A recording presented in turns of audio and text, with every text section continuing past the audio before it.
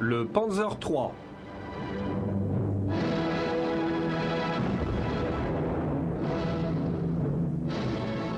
En 1935, le cahier des charges du Panzer, qui allait devenir l'épine dorsale de l'armée blindée allemande jusqu'au milieu de la Seconde Guerre mondiale, fut établi par l'armée allemande.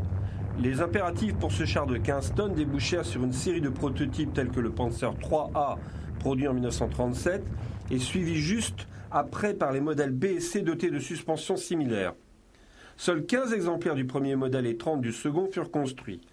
Le dernier exemplaire de pré-série sorti des ateliers de Daimler-Benz en 1938 en tant que char de combat, beaucoup furent convertis en véhicules de commandement. Le modèle E fut un succès entré en production en décembre 1938. Quelques-uns furent prêts par la parade militaire commémorant l'anniversaire d'Hitler en avril 1939, parade où les Panzer II et IV étaient en nombre prédominant.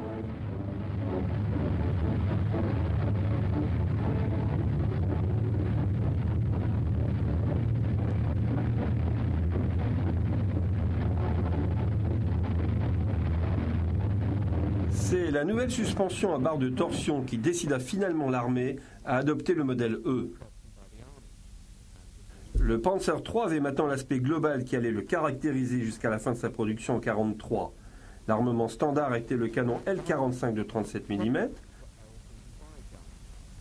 La nouvelle suspension permit également d'augmenter la protection balistique, faisant passer le poids à quelques 19,5 tonnes. Comparé au Panzer IV, le Panzer III arrivait sur le tard. Quelques-uns servirent lors de l'occupation de la Tchécoslovaquie, mais seuls 98 exemplaires furent alignés lors de l'invasion de la Pologne le 1er septembre 1939. Presque tous les chars engagés étaient des engins issus des premiers développements, tels que le modèle B. Avec 5 entreprises impliquées dans le développement du modèle F, qui entra en production en octobre 1939, la disponibilité du Panzer III augmenta sensiblement. En juillet 1940, un total de 435 exemplaires avait été produit. Ceci permit aux servants des canons anti-chars comme ceux vus ici lors du terrible hiver de 39-40 de se familiariser avec la machine avant d'être engagés dans la campagne de l'Ouest. L'introduction du modèle G en avril 40 vit la production du Panzer III s'étendre encore plus. Ce fut seulement avec l'adoption du canon L-42 de 50 mm sur les 100 derniers exemplaires du modèle F et sur les 50 premiers modèles G que la controverse sur l'armement du Panzer III fut partiellement résolue. En tant que chef des troupes d'assaut, Heinz Guderian insista pour que cette arme soit montée dès le début de la production, mais le département du matériel militaire fit en sorte que les Panzer III soient équipés d'une variante du canon de 37 mm utilisée par les équipes anti-chars que l'on peut voir sur ces images.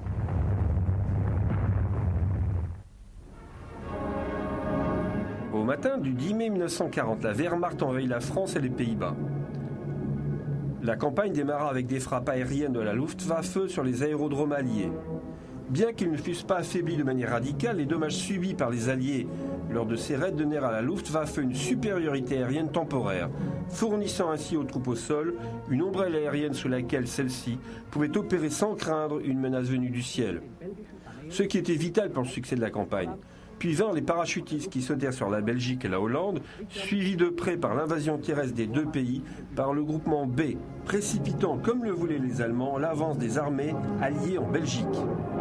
Au sud et à travers les forêts des Ardennes, un terrain réputé impraticable aux blindés selon les Français, le groupement A commença sa progression vers la Meuse. Le fer de lance et le véritable centre de gravité de la puissance allemande résidaient dans les 2 Panzerkorps commandés par von Kleist. Déployés avec les 10 divisions des deux groupements, ils alignaient un total de 2574 chars, dont 348 Panzer III, qui représentaient un septième de l'effectif, tous armés de canons de 37 mm. Malgré tout, il est clair que l'importance du Panzer III dans la campagne dépasse toute proportion au regard du nombre d'exemplaires déployés. Une fois la Meuse traversée, les Panzer III allaient se trouver en pointe de la division qui progressait vers la Manche. Le 20 mai, elle avait coupé les arrières des Alliés stationnés en Belgique. Leur destruction fut achevée le 5 juin. L'invasion allemande du reste de la France qui en découlait déboucha sur une chute militaire rapide et la capitulation le 22 juin. Alors que la victoire allemande en France résidait dans l'emploi de blindés concentrés en un instrument de paralysie, utilisant leur vitesse et leur initiative pour démoraliser l'ennemi plus qu'en un combat statique, les limitations techniques des nombreux modèles de chars allemands n'eurent pas de conséquences immédiates. Malgré tout, les combats de chars occasionnels opposant les Panzers aux chars lourds des Français et des Britanniques soulevèrent quelques problèmes qui nécessitaient qu'on s'y attarde. Les analyses des rapports après action montrèrent que la faiblesse principale du Panzer III résidait dans son canon de 37 mm qui n'était pas adapté. Les équipes anti-chars allemandes, qui avaient elles-mêmes constaté avec frustration que les obus 37 mm rebondissaient sur le blindage des chars B1 français ou Matilda II britanniques, l'avaient surnommé le heurtoir de la Wehrmacht. Hitler lui-même demanda à ce que le Panzer III soit réarmé avec le canon long à haute vitesse initiale L60 de 50 mm.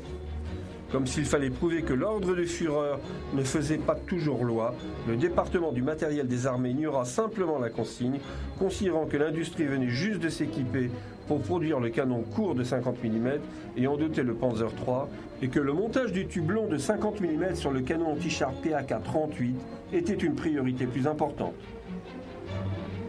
En conséquence, les contrats pour le Panzer III modèle H qui furent attribués en octobre aux entreprises MAN, Halkett, Henschel, Mayak, Wegmann et MNH spécifiaient tous que l'armement principal serait le canon de 50 mm à tube court. Guderian se rappellera plus tard qu'Hitler a appris seulement en février 1941, avec un profond ennui, que les instructions n'avaient pas été suivies. Il est impossible de mesurer les conséquences de cette désobéissance, bien que pour le général von Mellenthiel, auteur d'un ouvrage intitulé Bataille de chars, il ne fait aucun doute que cela contribua à la défaite allemande. Die Kette wird montiert.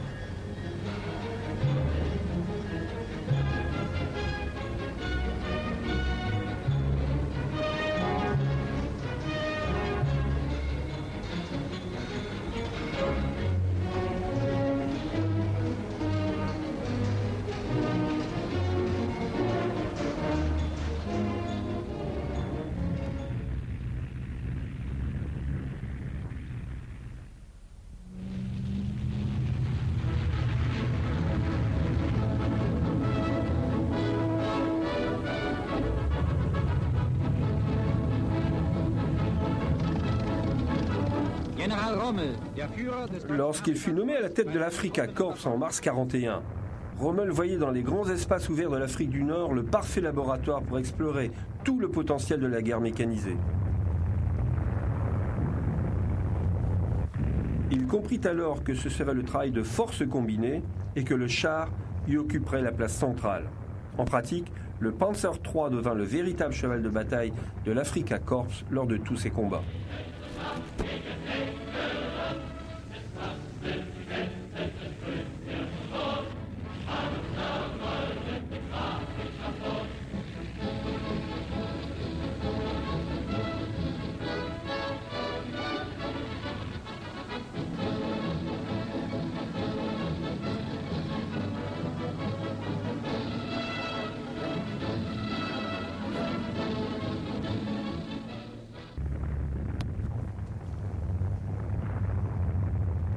L'invasion des Balkans début avril 1941, bien que d'une étendue limitée, exigea le déploiement d'importantes troupes d'assaut.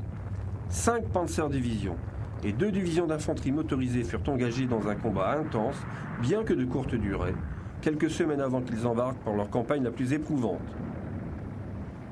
Tandis qu'un grand nombre des premiers modèles du Panzer III avaient déjà été surblindés et réarmés avec le canon court de 50 mm, un nombre important de ces chars, vus sur les images des journaux prises lors de la campagne de Yougoslavie de Grèce, étaient encore dotés du faible canon de 37 mm.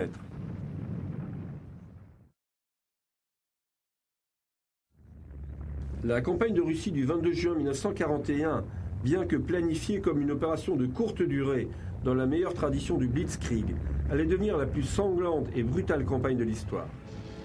Alors que les Allemands avaient engagé d'immenses ressources dans cette invasion et restaient convaincus que l'armée rouge pouvait être défaite aussi vite que l'armée française un an auparavant, l'ancien allié à qui il s'en prenait maintenant restait en réalité une énigme. Les estimations des Allemands quant à la réelle puissance militaire de l'Union soviétique étaient remarquablement vagues et erronées. ce qui découlait plus d'une pensée optimiste que d'une analyse approfondie des renseignements fiables. Par-dessus tout, la perception qu'avaient les Allemands de l'armée rouge était également faussée par la croyance que le corps des officiers russes devrait d'abord se remettre des purges effectuées par Staline dans ses rangs au cours des années 30. Par ailleurs, les soviétiques ne seraient pas en mesure de résister à la plus formidable machine de guerre jamais mise sur pied. Les Allemands ne voyaient dans leur lamentable prestation d'hiver 39-40 contre les Finlandais que la meilleure preuve de leur propre incompétence. Par conséquent, Hitler affirmait avec confiance « Nous n'aurons qu'à enfoncer la porte et le reste de cet état pourri s'effondrera tout seul ». Le premier instrument de destruction de la Wehrmacht en Russie occidentale était la Panzerwaffe. En apparence, l'arme blindée allemande avait doublé ses effectifs après la défaite de la France pour répondre aux besoins bien plus élevés d'une telle campagne. Mais ce n'était qu'une illusion, et tout ce qu'avait fait Hitler, c'était réduire les effectifs de chaque division pour pouvoir en créer de nouvelles.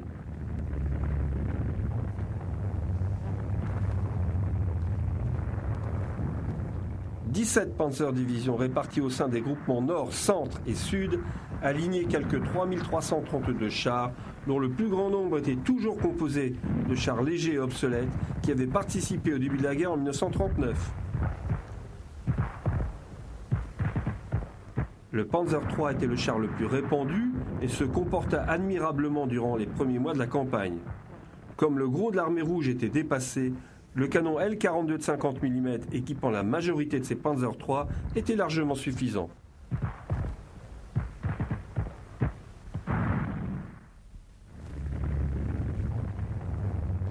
Puis ce fut l'apparition sur le champ de bataille d'une nouvelle génération de blindés soviétiques auxquels les Allemands ne connaissaient absolument rien.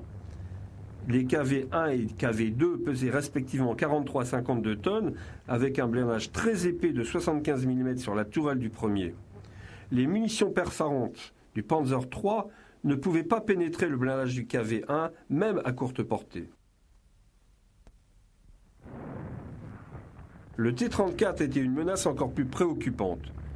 Petit, rapide, bien armé et monté sur des chenilles larges qui lui permettaient de se mouvoir sur un sol meuble avec un blindage épais et incliné difficile à pénétrer.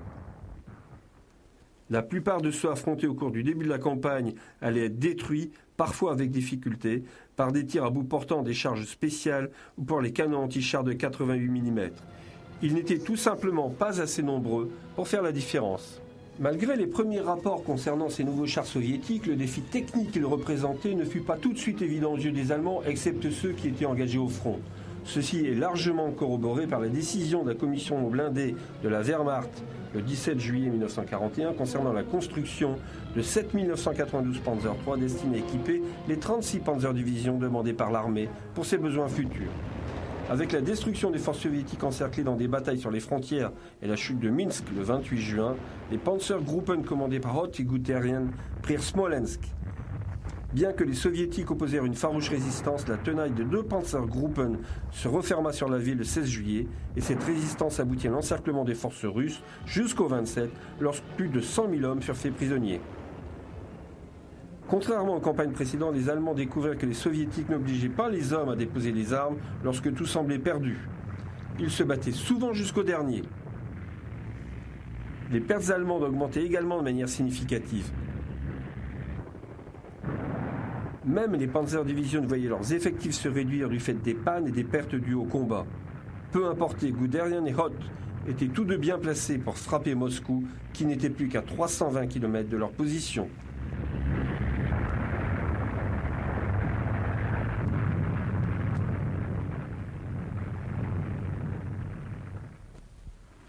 Début août, Hitler s'envola pour la Russie pour discuter de stratégie avec ses généraux, survolant Minsk pour avoir une vue d'ensemble de la ville. Puis son avion se dirigea vers Borisov.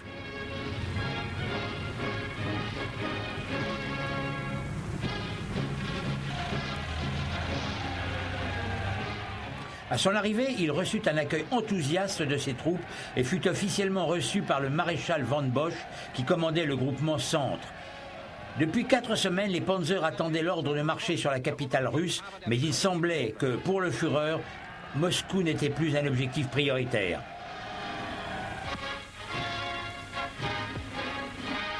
Guderian informa Hitler qu'il était prêt à reprendre sa marche sur Moscou entre le 15 et le 20 août, lui assurant que la ville tomberait.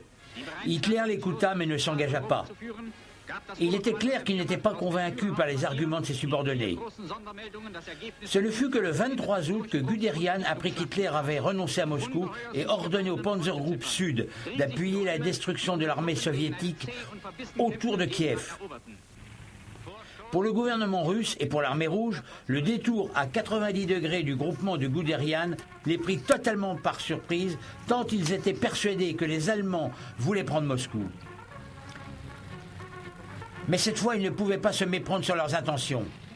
Les chars des Panzergruppen de Kleist, marchant au sud de Kiev, ne pouvaient indiquer qu'un seul objectif, détruire le groupement soviétique commandé par le maréchal Semyon Boudienny.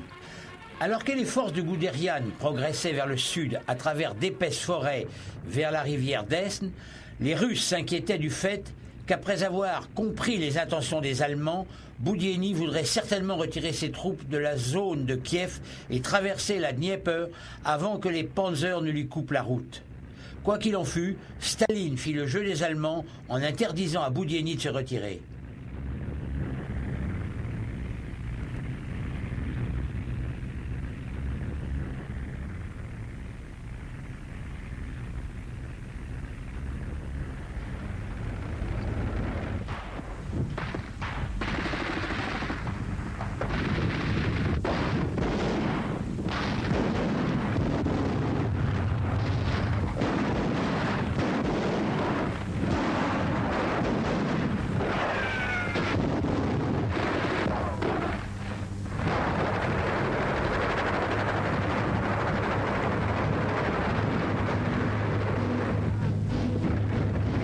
Brennendes Öl sperrt die Straße.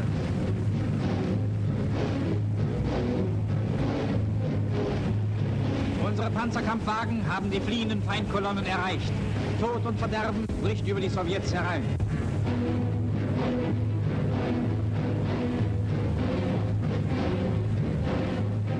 Le 10 septembre, le Panzerkorps de Kleist avait atteint la ville de Kremenchuk sur la rive ouest de la Dnieper, directement au sud des colonnes de Guderian qui venaient de Smolensk. La 16e Panzerdivision progressait maintenant vers le nord et prit d'assaut la ville de Lubny le 13 août, tandis que la 3e Panzerdivision, stationnée 100 km plus au nord, descendait vers le sud en affrontant une résistance farouche. Malgré l'injonction de Staline de tenir les unités soviétiques conscientes que la distance se réduisait avec les Allemands, allaient désespérément à leur rencontre pour trouver une échappatoire. La rapidité des colonnes au nord et au sud fut sérieusement affectée par le temps pluvieux qui transformait les routes en pistes de boue gluante.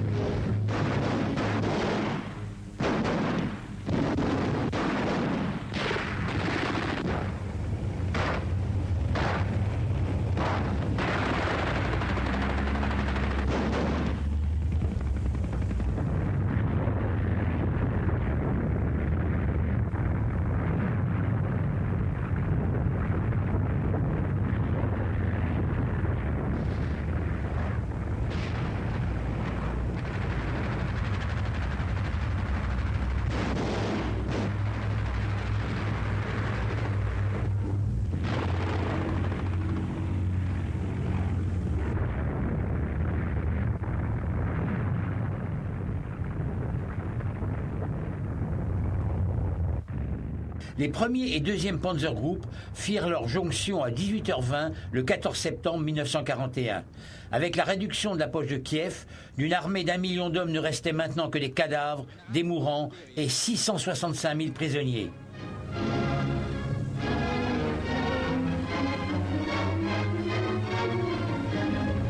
Von allen Seiten stoßen die deutschen Verbände in den Kessel vor. Am 27. September war die gigantische Schlacht beendet.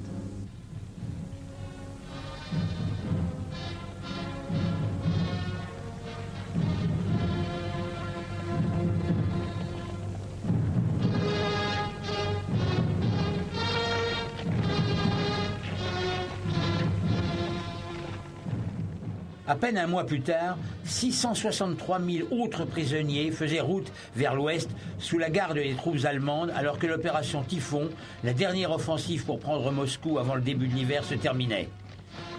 Dans le double encerclement de Vyazma et de Briansk, les Panzer Divisions des 3e, 4e et 2e Panzergruppen avaient pris les positions soviétiques devant Moscou, laissant sans défense les abords de la capitale. Plus rien ne pouvait empêcher les Allemands de prendre la ville.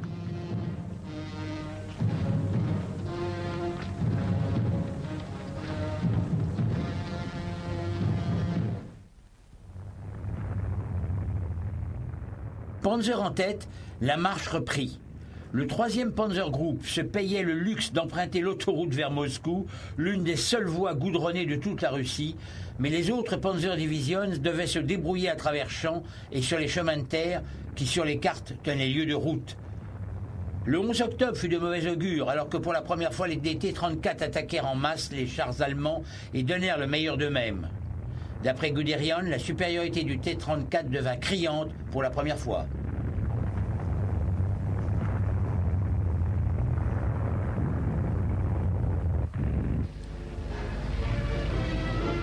Puis vinrent les pluies, et avec elles la boue, qui ralentissait puis empêchait toute tentative de progression. La résistance soviétique commença à se durcir. Les Allemands décidèrent de reprendre leur avance le 15 novembre, le temps de laisser le froid durcir le sol.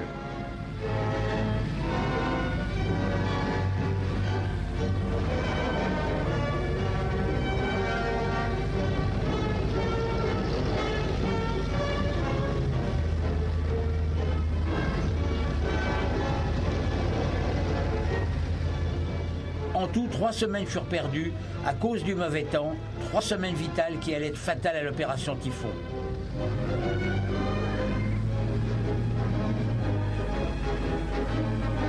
Nur die besten Soldaten der Welt werden auch mit diesen ungeheuren Schwierigkeiten fertig.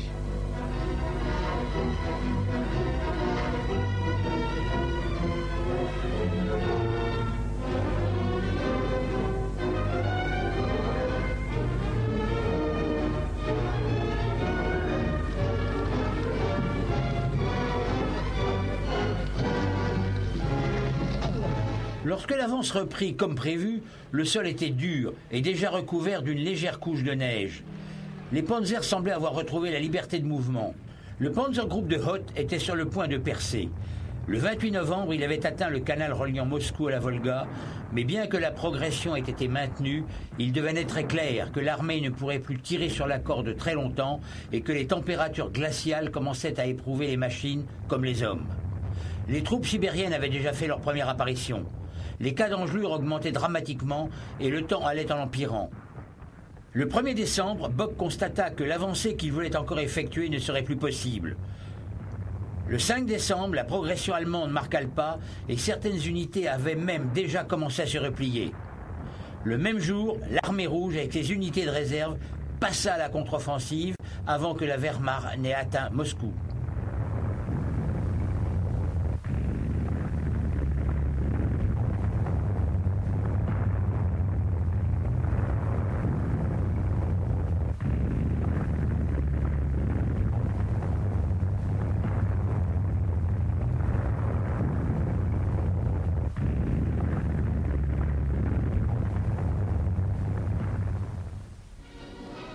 Au début du mois de janvier 1942, 50 Panzer III arrivèrent à Naples pour être livrés en Afrique du Nord au maréchal Rommel, grand utilisateur de chars.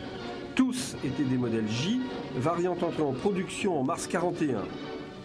Bien que le canon de 50 mm fût conservé, la protection avait été revue à la hausse, ainsi que la superstructure, le compartiment et le blindage du masque du canon, augmenté à 50 mm d'épaisseur. De tous les Panzer III, il fut celui qui fut produit le plus longtemps, jusqu'en juillet 1942, à plus de 1549 exemplaires. Bien qu'un certain nombre ait équipé les 2e et 5e Panzer Division, le gros de la production fut envoyé en Russie et en Afrique du Nord pour remplacer les pertes au nombre de 1400 détruits lors des combats de 1941. Le convoi, composé de 9 navires marchands escortés par pas moins de 4 bâtiments de guerre italiens sous la production aérienne d'unités de la Luftwaffe, arriva sans encombre à Tripoli le 5 janvier.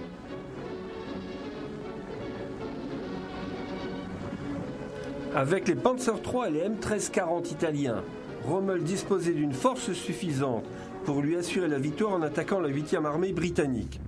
Tenant compte du fait que cette dernière souffrait de graves problèmes d'approvisionnement et qu'une partie des forces britanniques avait été redéployée, notamment des unités aériennes qui s'en allaient en Extrême-Orient combattre les Japonais, Rommel lança son offensive le 21 janvier. Bien qu'il disposât d'un nombre de chars inférieur, avec 150 engins contre 360 pour ses adversaires, il comptait sur la surprise pour déstabiliser l'ennemi et prendre le dessus. Le 26, avec la 8e armée battant en retraite, Rommel créditait l'Africa Corps de 299 chars et engins blindés ennemis détruits, 147 canons et 935 soldats faits prisonniers, pour des pertes s'élevant à 3 panzers et 14 officiers et soldats tués. En prenant Benghazi, Rommel était en mesure de capturer un grand nombre de camions qui furent immédiatement incorporés à l'Africa Corps.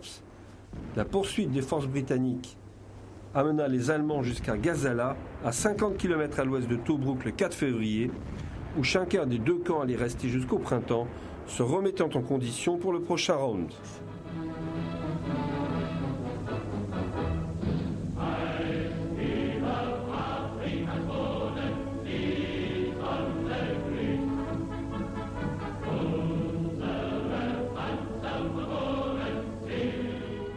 Dans l'intervalle, Rommel, jamais avare de publicité, était tout heureux d'obliger les caméramans omniprésents à examiner chaque équipement ennemi capturé, prenant la pause, fournissant toujours plus d'images pour la propagande de Goebbels et les journaux allemands.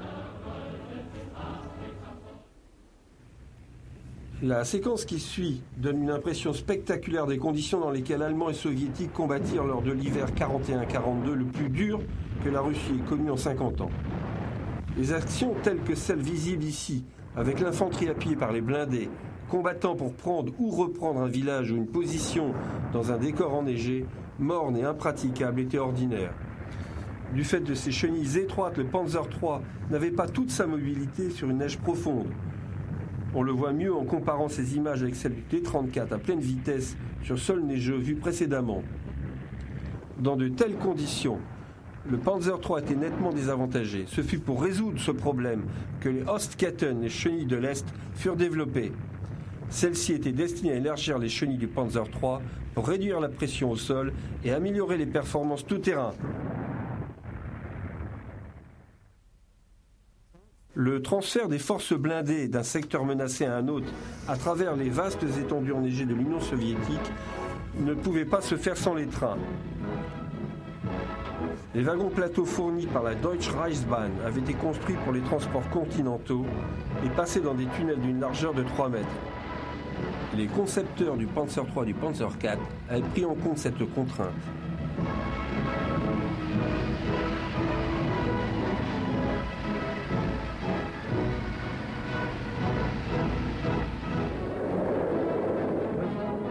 Le début du dégel à la fin de l'hiver est connu par les Russes sous le nom de Rasputista et réduit à néant toute velléité de mouvement. Les Russes avaient réalisé depuis longtemps que la boue commandait aux hommes et qu'on ne pouvait contester ses ordres. Même la guerre s'arrête quand le dégel est de la partie. Après le dur hiver russe, ce fut l'occasion pour les équipages de s'offrir une période de maintenance avant que la boue ne sèche suffisamment pour permettre la reprise des opérations de combat.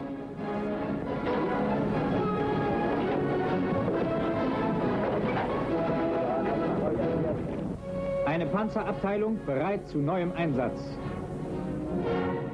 Un briefing précède ici un exercice pour ce bataillon de Panzer derrière la ligne de front en Russie. Pour les opérations de combat, de tels exercices étaient essentiels pour entraîner les équipages de remplacement aux spécificités des opérations blindées et leur donner les qualifications nécessaires pour permettre aux unités de fonctionner correctement. Bien que le gros de ce bataillon soit doté de Panzer III, un certain nombre de Panzer IV sont présents pour les appuyer à l'aide de leurs canons de 75 mm. Über völlig aufgeweichte Straßen und Felder rollen die Panzerkampfwagen nach vorn.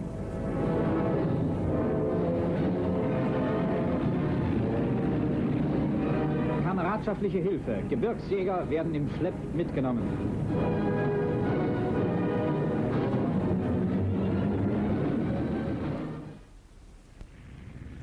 Le 17 mai 1942, les Allemands lancèrent leur contre-offensive face aux troupes soviétiques qui, une semaine plus tôt, avaient lancé un assaut massif sous les ordres du maréchal Timoshenko pour prendre Kharkov et encercler la 6e armée.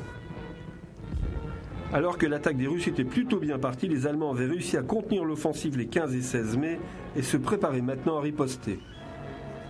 Après 6 jours de combats intenses, ils avaient coupé en deux la saillie russe et s'apprêtaient à éliminer les forces en présence. Alors qu'ils allaient réduire les poches de résistance, les troupes soviétiques se rendirent et un grand nombre d'engins d'armement tombèrent entre les mains des Allemands.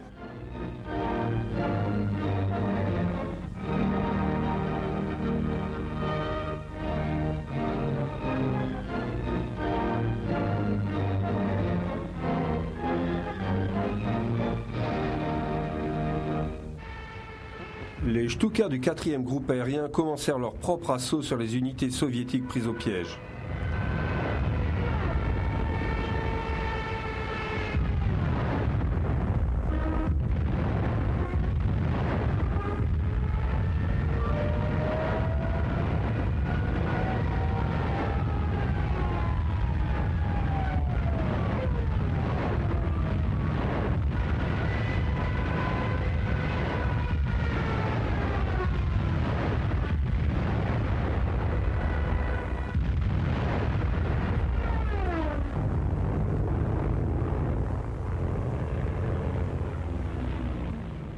Les Allemands devaient maintenant contenir de féroces tentatives de percer au sein des poches de résistance qu'ils encerclaient, ainsi que la pression exercée par les forces soviétiques qui les attaquaient, essayant de traverser la Donetsk à l'est. Le combat qui s'ensuivit fut décrit comme l'un des plus sauvages de la guerre. Les blindés allemands étaient durement engagés contre les chars soviétiques, de même que l'infanterie qui essuyait les assauts massifs de l'infanterie ennemie.